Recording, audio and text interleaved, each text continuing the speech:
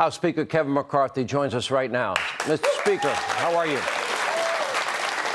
You're welcome. Well, we've been following this story very closely. I can give you chapter, verse, and detail, but you know it as well as I do. And yet they just claim that there's no evidence at all. Is it normal for a vice president? We know in October 2015, it became official Obama administration policy that Ukraine had made enough progress on the issue of corruption that they, through an interagency agreement, agreed that it was time to give them $1 billion in loan guarantees. Okay. It was Joe Biden's job to give that to them. 5 days before his trip to Ukraine, he got on the phone with Burisma executives and his son Hunter at a time that Burisma executives were saying and begging they needed help. They needed help in D.C. help.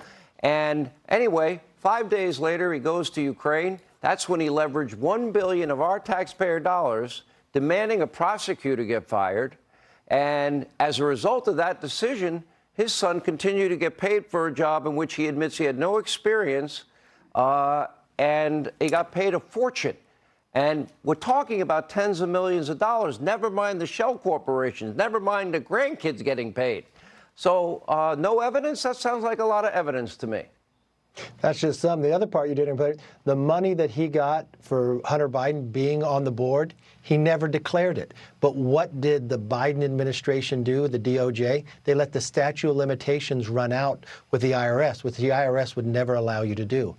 You know, remember why Hunter Biden, what he told why he's on that board? He said he had no experience. He was there because it was part of the Biden brand. You know, you can tell exactly what's happening at the White House. The Bidens have given the marching orders to the media. They know that they do not want to provide the information to the American people, and the American people deserve it. That is exactly why I did impeachment inquiry. It empowers Congress, from the Republicans and Democrats, to be able to get the answers to all these questions.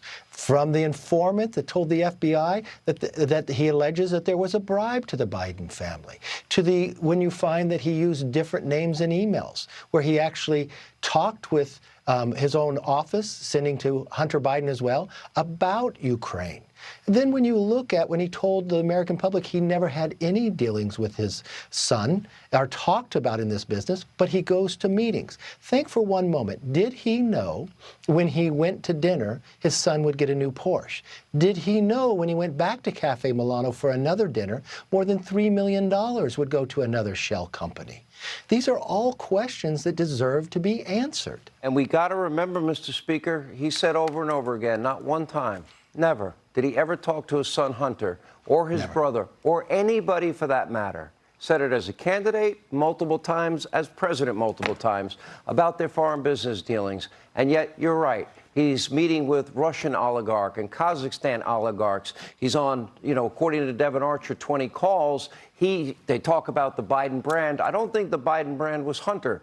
Do you believe that we're looking at potentially, then Vice President, now President Biden, was involved in quid pro quo, this for that, bribery, and with the shell corporations? Do you see that potentially as money laundering? Look, there are allegations out there. Our role, there are enough allegations. The president has changed what he has told the American public. So what we believe is you see a culture of corruption. We are going to get the answers to these questions. I think the president should want to help us. If I was accused of this, I would want to come forward. Remember, no one would know of any of this information had the Republicans not taken the majority. And remember what else we found out.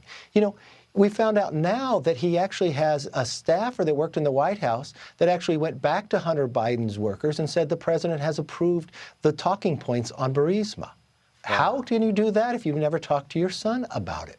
You've watched he used his own administration, the DOJ, to treat his son differently. Remember these IRS agents who came forward. Well, you know what? When they talk about the phone call where Weiss actually told them that he couldn't, that he had to go higher up, that he couldn't be the special prosecutor, that he couldn't prosecute.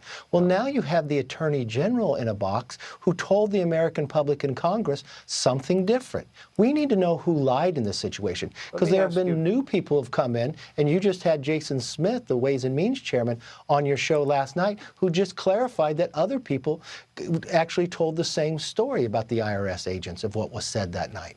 All right, we have a lot of issues. There seems to be conflict. I know Congressman Matt Gaetz has brought up the issue of possible vacating the chair issues. And I asked very specifically, what are the items that you are most concerned about?